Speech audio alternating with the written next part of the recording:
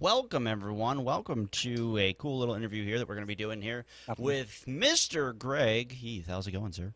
Hey, it's going great. How are you? Good, good. Of course, this interview is brought to you by ggunleashed.com. It's awesome. Go check it out for the game Gigantic, www.gogigantic.com. You can't say that fast. That is not a possible word to say quickly. Greg, how you doing today, sir? I'm doing great. Awesome. Very cool. Very cool. Hello, chat. We have a good number of people in chat. So, hello. How's it going? Now, we have quite a few questions lined up for you. Some of them were submitted via the Reddit, and some of them were submitted via my head. So, Greg, first of all, I want to kind of congratulate you guys for the hype around your game. It looks fantastic. Cannot wait to try it. And what is your favorite character? I'm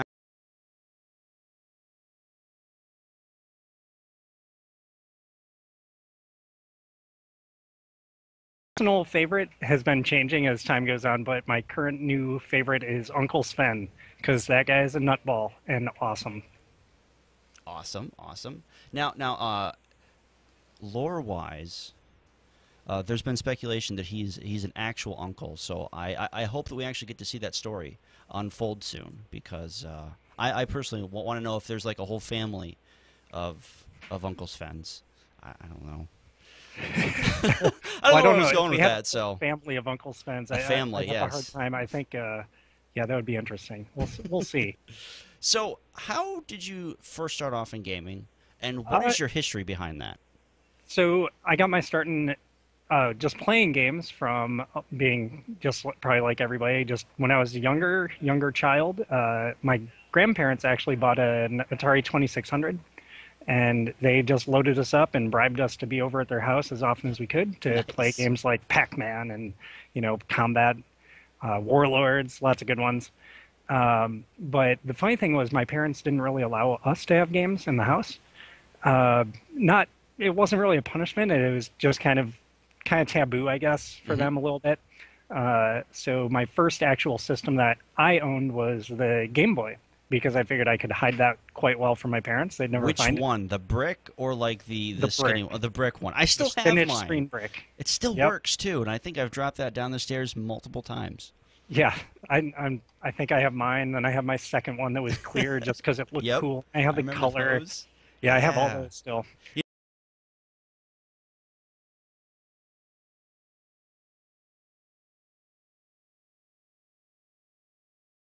That one Yeah, was hands yeah. down the best one because I could take it anywhere, and Oh, you didn't look weird playing it because it's like the little square thing. But well, I look weird pretty much playing anything, so I don't know. that's okay. Well, you know what? Most nerds look weird, so hey, Yeah, that's all right. I mean, that's how we do. it's our persona, and I want that mug. That's I'm jelly, sir.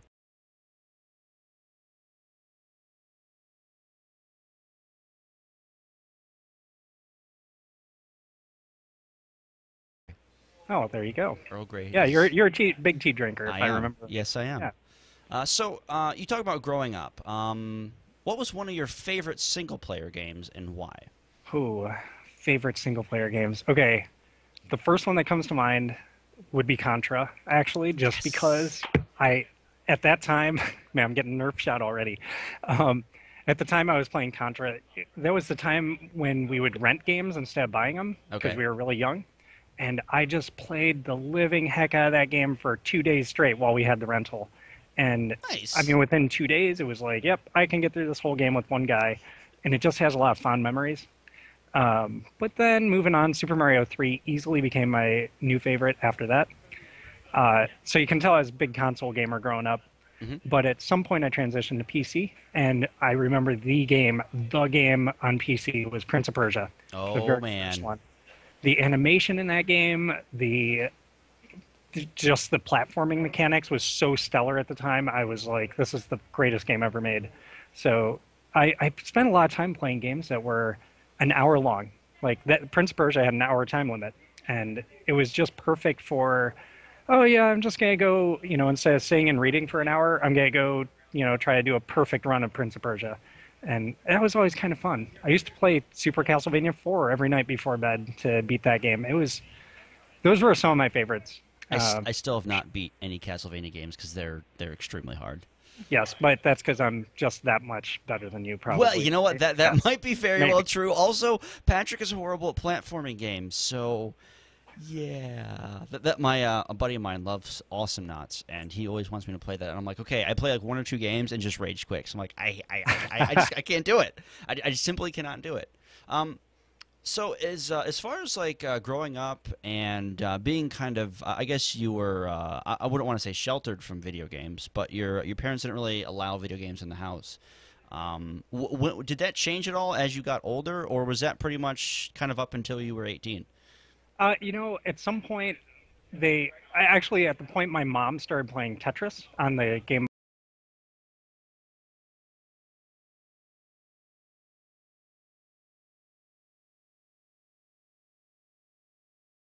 career path in a way because playing the PC games, one of my favorite games was also typing. As dumb as that sounds, and Mario I learned. type. I mean, come on. Well, it wasn't Mario type, but still is it's just one of those stupid typing games, and I really dug that, and that kind of started to get me into computers more rather than just the gaming.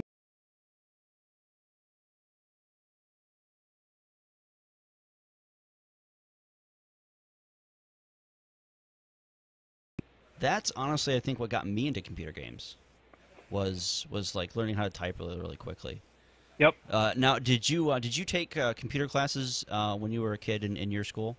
I did not, Okay. and actually my school offered really nothing. The only computer class that they had, it was a small school, was Word Perfect. Remember before the Ooh. days of Word? I remember WordPerfect. Yes. Yeah, we had one class on Word Perfect, so that was it. That was my exposure to computers right there. Did anyone ever figure out the control like copy paste sheet to do all the work really quickly? No. Okay.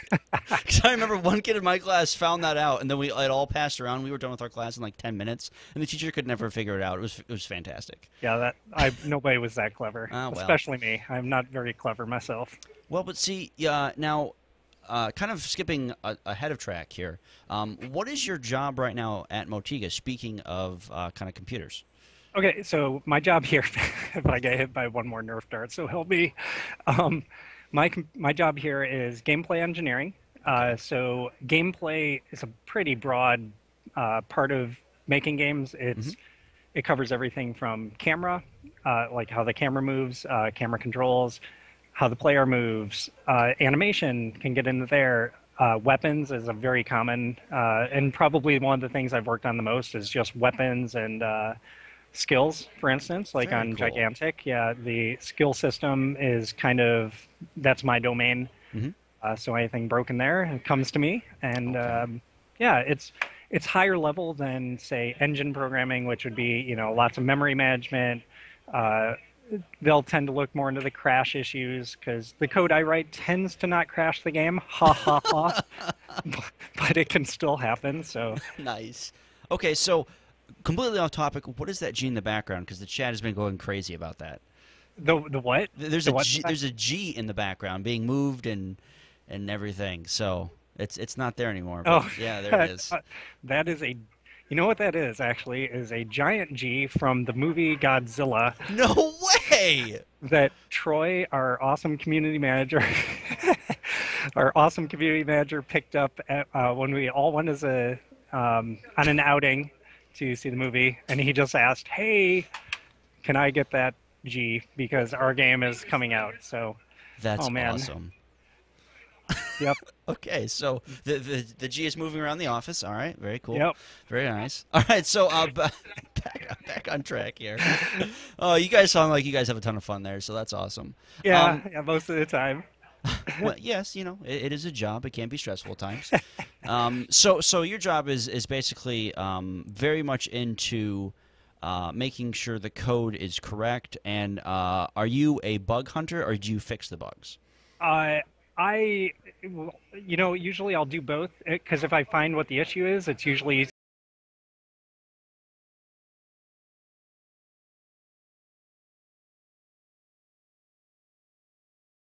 today, the whole day was spent just trying to figure out what was going on.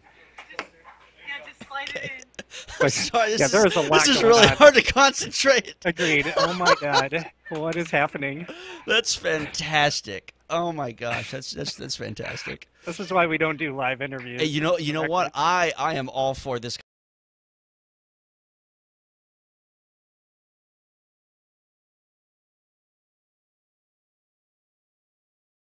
How did a multiplayer gaming change the way you look at video games?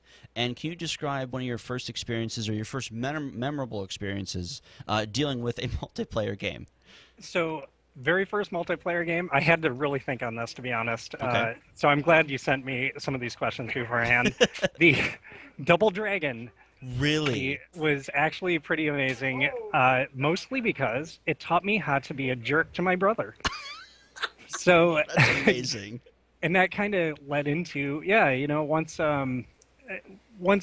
once I started multiplayer, I started to find there were two versions of me. There was the very nice person who was just kind of generally good at games, and then there was the nice person who was generally good at games who liked to grief other people. That, So, you know but yeah, what? I think that's every person that plays video games, though. We're all at heart, we like to have fun. But man, if we can just make somebody really angry, but while doing it in a fun way, you got to go for it. yeah, and that's actually something that changed over time for sure. Now, I mean, anybody that knows me, I try to be one of the nicest people, that I can be, right? And even in multiplayer games, League of Legends, when I played that, it was you get in with some pretty poisonous Hmm. people, and it was always, I'd just try to, at least I'd never tell them to stop because that really doesn't do any good. That's kind of like staying in your car and honking at the person in front of you. They're not going to react to that other than flip you off. But I mean, it's true, right? There's a moose But next to your head. why? Other side. Oh, oh Lord, I don't even know. I have no idea what's happening. Oh, that's amazing. Oh my Uh, gosh. This is quite possibly the best interview I've ever done. This is awesome. but I also get some apologies here and there. Sorry, Vince. It's okay, Vince. We still love you. So, where was I going? So, staying in the car. Right. So, I would try to be nice to the people that were getting, you know, picked on, right? Hmm. Because that's kind of the best you can do. And as myself, if people are picking on me or giving me a hard time, well, that's what muting and ignoring is for. I love it. Yeah, that feature is just saved online gaming, I think. Because if that was not there, I would have jumped out a window years ago. Yeah. I mean, you just have to take it all. I mean, everybody's playing a game, Hmm. and you're all trying to do the same thing. You're all trying to win, and you're gonna win some, lose some, blah blah blah. But yeah, sometimes just people get so worked up, it's pretty crazy. I would definitely agree with that. I mean, especially games like League of Legends, and like the MOBA community itself, which is what you guys are technically making. So it'll be really fun to see how you guys handle that kind of toxicity when it does get introduced into the community, because it always does. Yep. And I mean, you guys have handled yourself quite well so far. So I'm really looking forward to moving forward here. Now, as far as multiplayer gaming goes, I mean that always begs the question: LAN parties, and that always goes into, what's the latest you set up for a LAN party, and what game was it? Oh man, so this is actually going to be kind of embarrassing. I never really played in a LAN party, but that said, the closest that I came was actually days when I was working at Intel. I was actually in their graphics department when they were doing integrated graphics cards, Hmm. or sorry, not integrated, but just standalone graphics cards. Okay. And we, of course, had a computer lab where we tested on various games.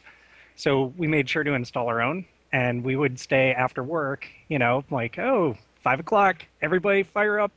The two big ones were Quake 2 and Twisted Yeah. Metal. Oh, those Those, are fantastic games.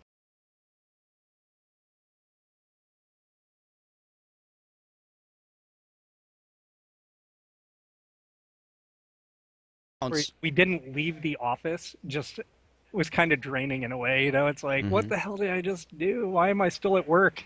Go And then you home. went home and played more Quake, right?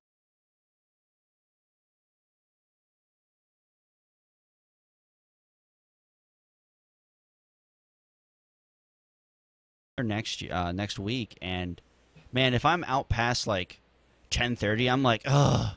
so tired. Like I'm drinking like 16 cups of tea, just going, I need more caffeine. I can't stay awake. And 5 years ago it was like I can stay up till 4 o'clock, get up at 5, and I'm ready to go. Now it's Oh like, yeah, nope, not happening. Oy yeah, I hear vey. you. Man, it's kids really drain you. They're good at that, but they're a lot of fun. Now, in terms of games, and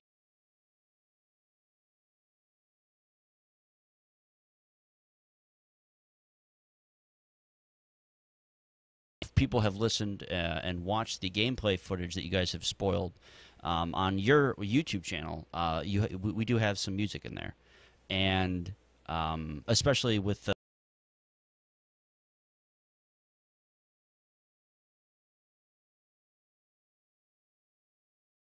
video game.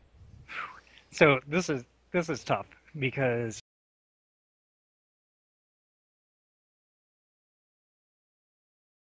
played the, at least half the experience was the music itself, Hmm. and those games in particular are the ones that really grabbed me. Where it wasn't just, the big blockbuster games that will have these really awesome orchestral scores. Yeah, those are cool, but they just don't, they don't have any kind of real emotional impact to me. Yes. But games like Super Brothers Sword and Sorcery EP, Oh, okay. that Hmm. just fantastic music in that game. Bastion is Oh my probably gosh, still my yes. number one because the emotional tie-in with the Yes. songs, the lyrics.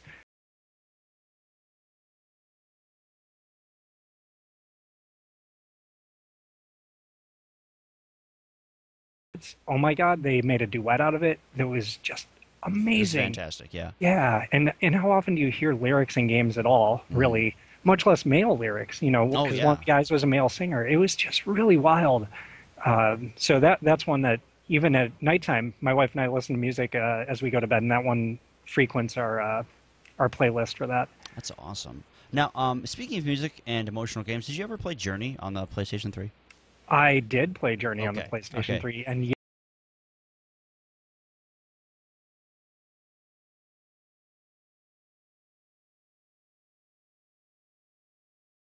stood out for the music and the game itself, which was if for anybody who played it, there was just a part where you basically end up running across a bridge with the sun setting, Hmm. and they managed to change the camera angle. They amped up the music with strings. I love strings in Yep. music. Dear Esther, by the way, awesome soundtrack with piano and strings. Hmm. But they amped up the music. The graphics were just gorgeous, and it was just a moment. It was Yeah. really fantastic. That whole game was just designed to just rip tears out of your face. Yeah, pretty much. Without doing anything Without fancy either. exactly, it's just there's no dialogue, no nothing. It was just music and aesthetics, and it was just Yep. fantastic. Which is I think one of the reasons a lot of people are drawn to your gigantic game is because the art style is just it has that emotional level of like Wind Waker stuff. I mean Yeah. the aesthetics of Wind Waker and the music and the dialogue of Zelda games has always been horribly bad and cheesy. It's just like blah, blah, blah, blah. It's just like but the way that that game was able to portray emotion and the way that your game's able to portray emotion just through art, and then on top of that, adding your just fantastic musical scores is going to be really, really fun. I normally don't play MOBAs with music on because it's the same blah, blah, blah, Yeah. blah over and over again, but I'm really looking forward to your guys' music. So, Cool. all Yeah, right, somebody complimented it recently, and I passed the word on to our audio guy, who is please just do. awesome, Matteo Sternati. He does great work, Please and do. he's Yeah. super nice to boot. To boot. To boot. Yep. So, if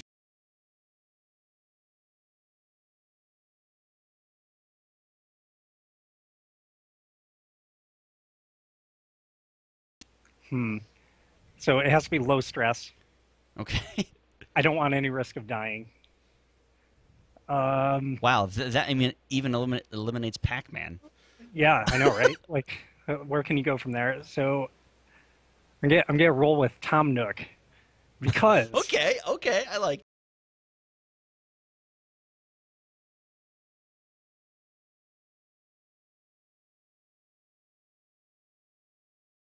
oh, you owe me all this money.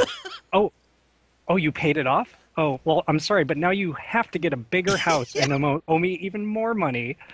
Oh, and buy my goods at the same time. You jerk.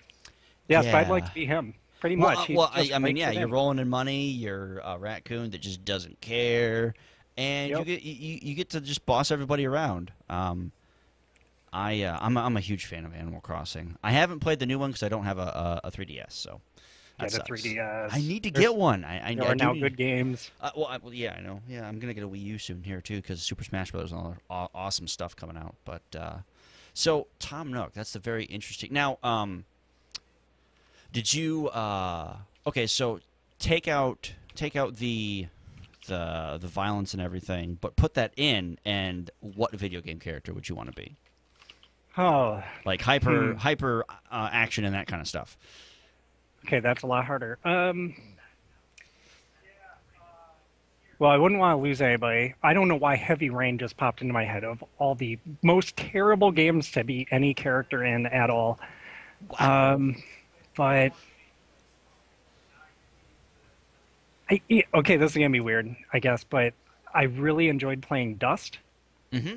and the, I, I I don't know, there is something I'm about about the halfway main through that game. character. Yeah. What's that? I'm about halfway through that game, so Oh yeah, it's fantastic so far. yeah. There is just something about the main character. Like, I mean, I want to be a ninja. I want to be able to do crazy combos and float in air and feel invincible and Who just doesn't? look awesome while doing it. So Yeah, yeah, yeah. I'd Okay, I'd roll. that's fair. I mean, Dust is a very very good character. He's well developed. And then of course you have Nook on the other side, which is just low stress, nothing to worry about. So very very actually good kind of pick of characters. Thanks. You're very welcome. What is one game that kind of have you riding that hype train, and did it live up to it for you? Ah, let's see. Another spotlight question. Yep. Okay, so most recently, what I can think of was Half-Life 2. And Wow. you know what's funny with that? Yeah, I Most. know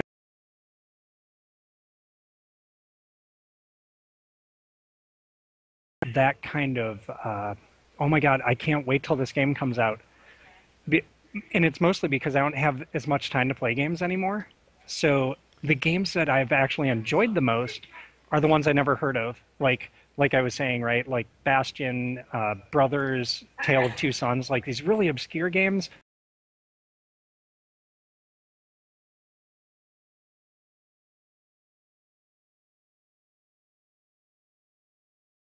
The most enjoyable. Any other game I don't get as hyped about only Hmm. because I'm expecting I'm not gonna have that much time to play it. So Yeah, and it'll that probably Half-Life 2 yeah. is still in that era of, you know, this I'm gonna be able to play this game in a 10-hour binge and it's gonna be amazing. And what's funny about that is I never played Half-Life. Even today, I still have not played the original. But my friends were driving the train, and somehow I just got swept along with them. I bought a new laptop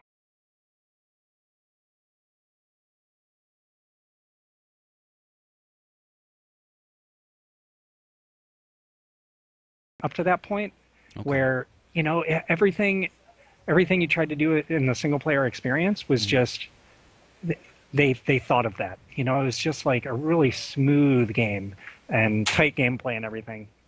But there was a time the hype I'm hearing about Gigantic Hmm.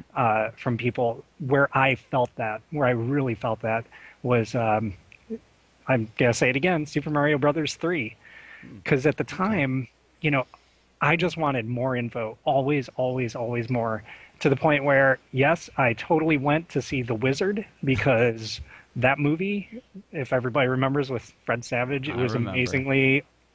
amazingly something. I don't know, but it Amazingly, had something is a very very good description of that movie. yeah, it had Super Mario Brothers 3 footage in it. That's why I went to see the movie, and so that was probably the game I actually got the most hyped about. And I would say it lived up for sure. I mean Flying that. as Mario was pretty awesome. Yeah. I mean you can't go wrong with Super Mario Bros. 3. I mean that's like saying Banjo Kazooie was a bad game. It's just like you be quiet. You just no. Yeah, Shush. No. Just go back in your little closet.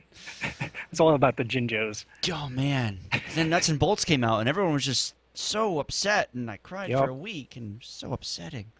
Ah, well, that's okay. Can't win them all. Okay, so going a little bit ahead now in your timeline, what was the worst job you had growing up?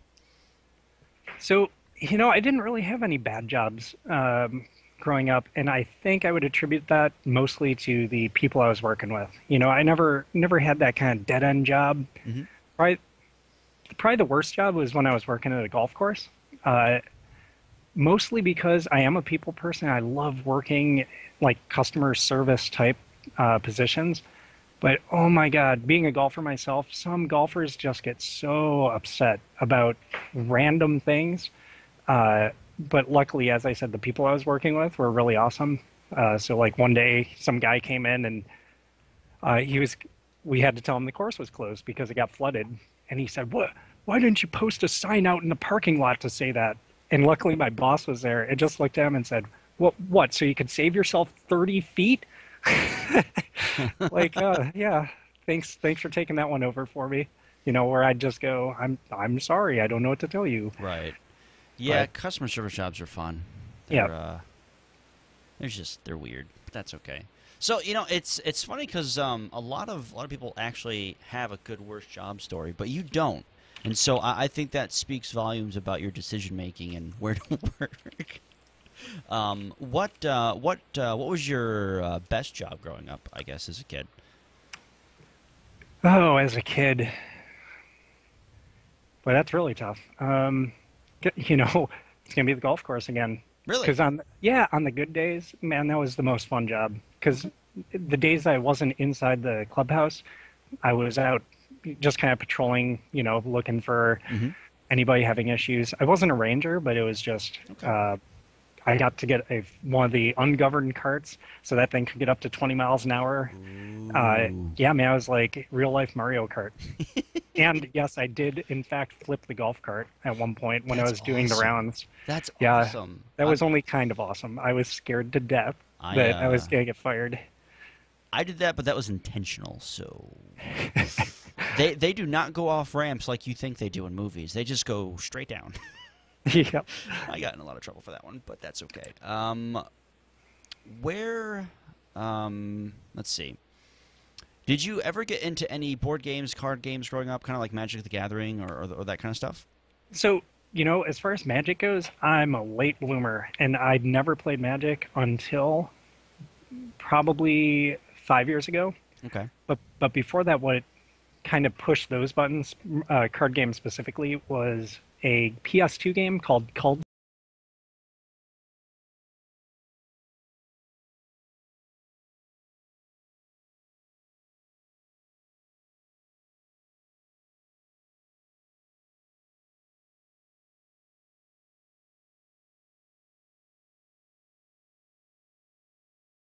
Okay.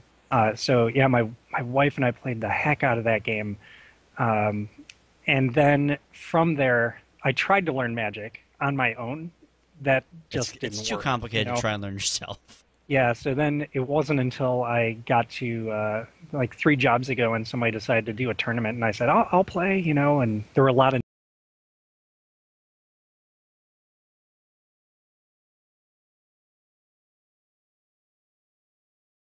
Buy games. It's awesome.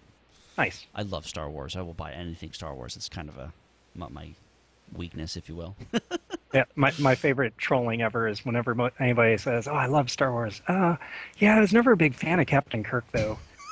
That's the best troll ever Oh, it's because so good. I'm sure the look on their faces is like, "How dare you!" Yeah, a couple people are onto it now. That's awesome. Well, you know what? You revealed your secret, and now the world knows. So, It's true. Yeah, that's true. I can't really troll anybody ever.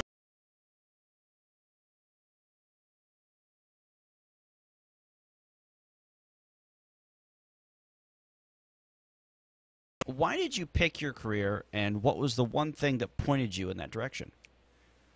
Oh, well, so when I was going in, like I was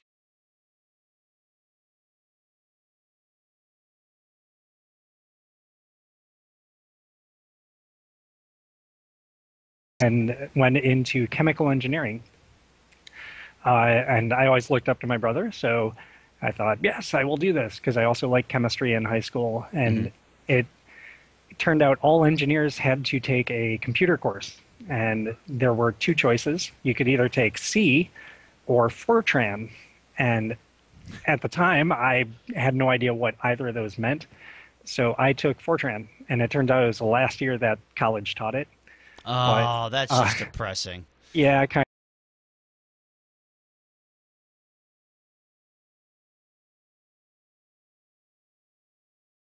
of like write a program to solve the quadratic equation. This I is can amazing. rule the world. I know. And our final project was a text adventure, Oh, which actually, that's awesome. Do you still yeah, have it? no, we don't. And actually, what's funny is we almost failed the because we didn't follow the rules. Oops. I can't remember what the deal was. It's like don't make a game or something. But yeah, this guy and I made this text adventure. It was rad. So that started me on the path to computer engineering. Okay. But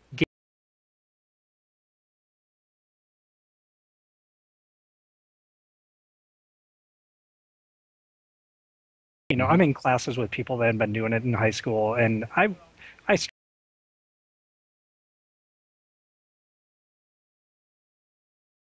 was not game related at all. I was just consulting, doing web apps and Okay. stuff like that. And then the company went down, and a friend of mine reached out to me. He's now at Double Fine actually,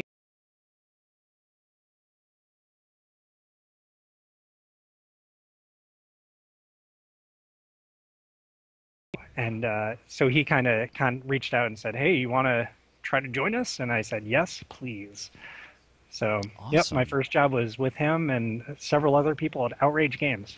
Okay. Now, kind of getting into that. You really answered the first job in the gaming industry, so we'll skip that one. How? Hi, buddy. How did you hear about Motiga, and how were you uh, brought into?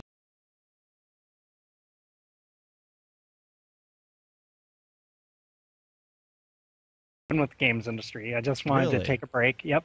And it had nothing to do with the companies I was at so much as, some of the stuff you hear about, right? Right. Crunch.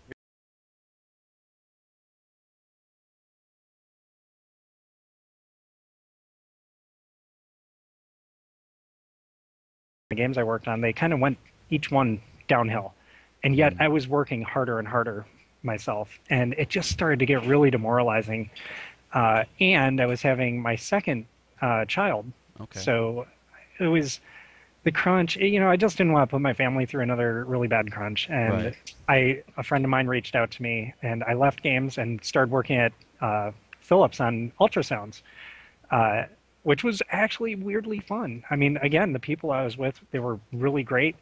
I was there a year. Both of my bosses left. They'd met at Philips 15 years. They both left and went to Expedia, and Wow.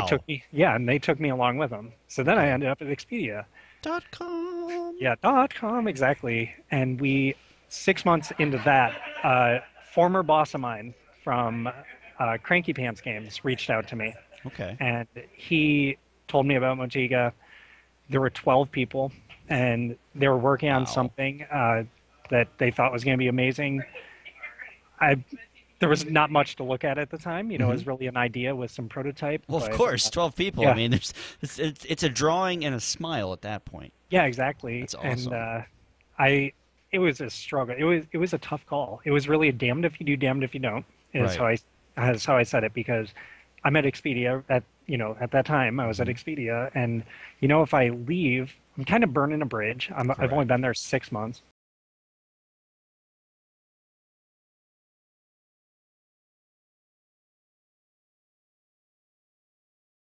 Right. but on the other hand, if I stayed at Expedia and then the game did do well, oh man, what did I do? Exactly. Yeah, You know? yeah. It's always a double-edged sword. There's a question from chat I actually want to pull up real Okay, quick. yep. Biggest of plays asks, did you take any of the Metacritic scores personally, and was it kind of hard to not take them personally? I personally didn't take the scores personally. That sounds super awkward, but Hey, it works though. It's an answer. yeah, and the main reason why is the scores aren't indicative of my work Correct.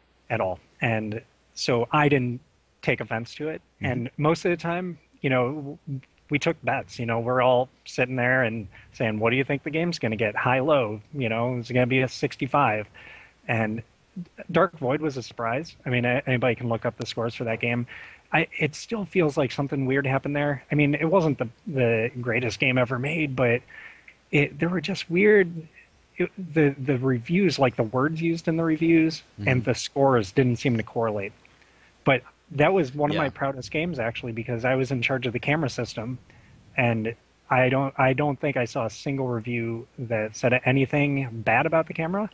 Nor did I think there was only one that said anything about the camera at all, and that's good. Honestly, if you're talking about the camera system, you really don't want people noticing it at all.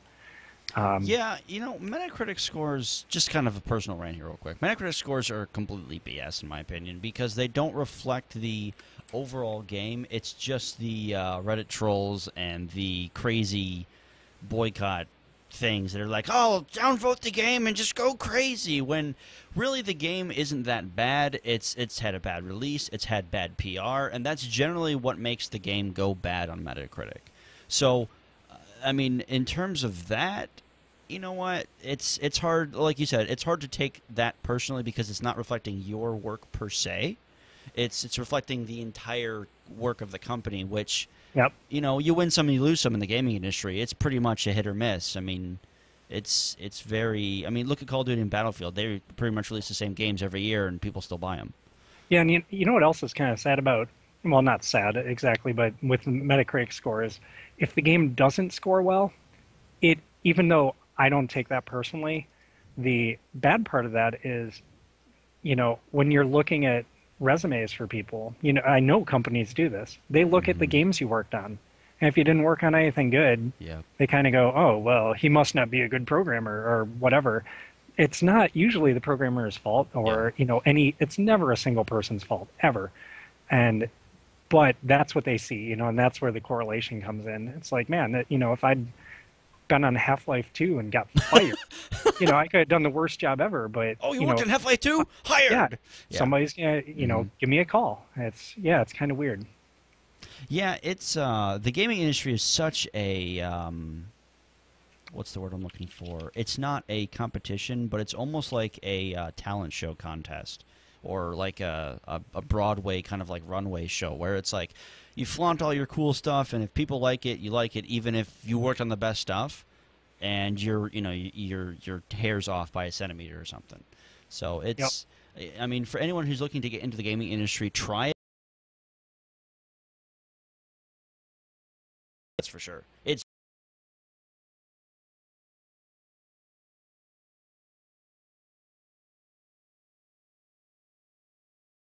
not me. Not gonna put myself through it. But I mean, since you're a programmer, you have obviously all the patience in the world. So um,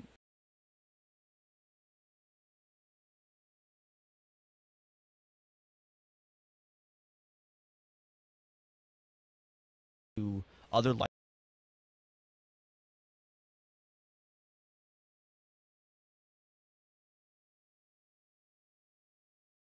Not, honestly, not directly, but I don't know, everything in life has taught me different things about other things in life. right, So right, okay, yeah, I don't know, everything shapes me in different ways. cool, very very cool. So we already went over what you did at Motiga way at the beginning of the show. So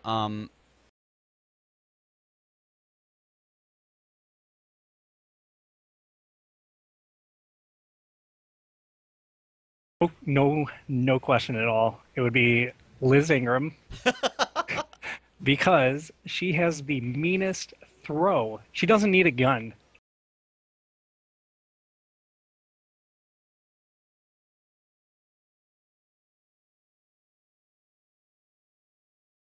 It's right in the wow, noggin. that so she's a professional Nerf dart thrower, basically. Yes. Wait, Okay, yeah, look at her. Yeah, you can that's see that. awesome. Very very cool. Okay, Yeah. so out of everyone.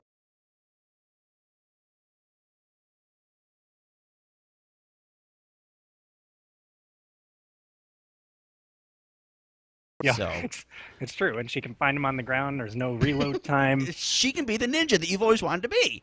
Yep. There you go. Now, I noticed that you brew the coffee for the office, and you've been posting. This week, this day's coffee is brought to you by myself. I know we had Locksmith and GG Unleashed and a couple other people. Are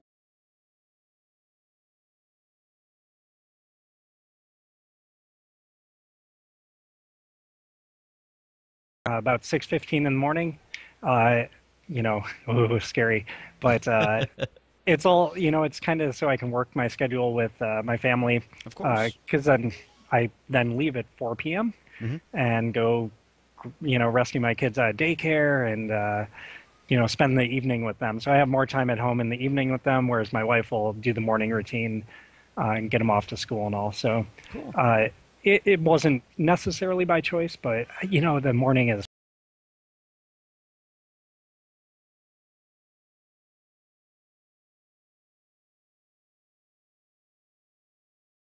it's my pleasure. Now, Get the company rolling. is 3 pots enough coffee for everybody there? No. Okay, I was about to say like that. 3 pots of coffee would last like maybe 10 people, a couple hours. But I'm thinking, I know they have like a good number of employees there. There's no way that 3 pots of coffee does the whole company. Yeah, no. How many pots would you say does it take to wake up the entire company of Motiga? Oh man. Well, first there's usually 4 pots to start, Okay. and we refill in the morning at least 2 of them. And Okay. this morning, oh man, I got totally coffee denied when I went to get the one flavor we have. I go to pump it, Uh-huh. empty.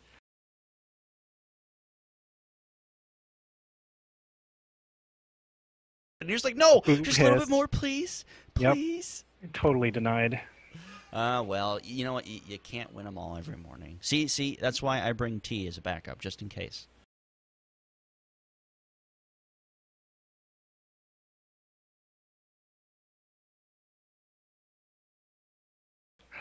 I'm gonna go with a brand. I don't know if they're out of Chicago, but it's called Intelligentsia, Wow. and that is purely because, oh man, here comes the moose again. It's a moose.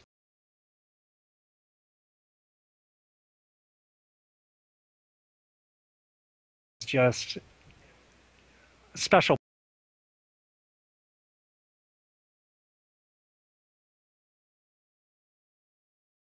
mugs at home.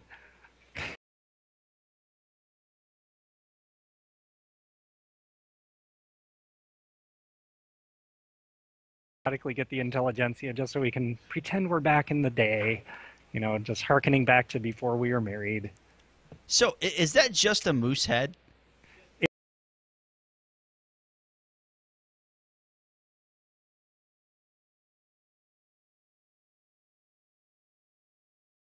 Whole moose.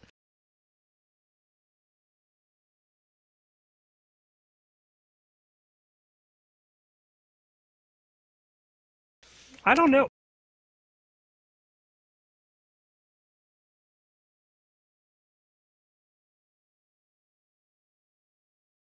Which You're now actually, now that I say that, kind of makes me wonder feel what a it. little bad I kissed it because I don't know how many people have kissed that before I did. Probably a lot, and you've just passed on along.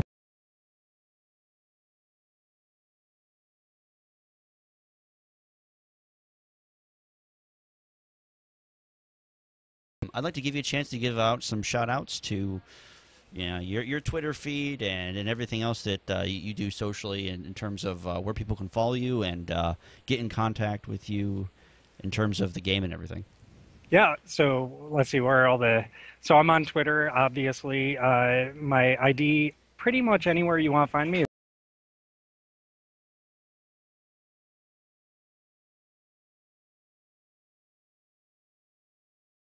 Score. So you'll find me on Reddit. I'll be posting as mo underscore mmb alto, Is that or Twitter mm. as well? Twitter, I do not have that. I just decided, I'm just Okay. going to use my personal account Okay. on Twitter. But either one of those is going to be me. Um, and what other venues? I mean, I try to frequent the forums out there.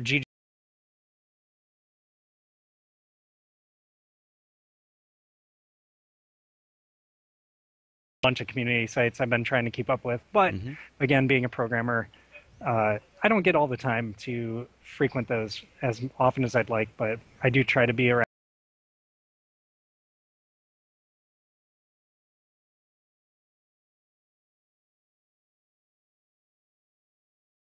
www.gogigantic.com.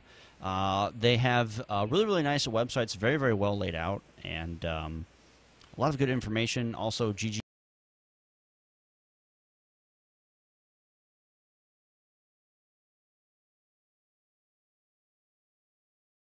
slash gigantic, I believe, if I remember correctly. And you can follow me on Twitter at Bazile. And that's been the show. I do appreciate everyone watching.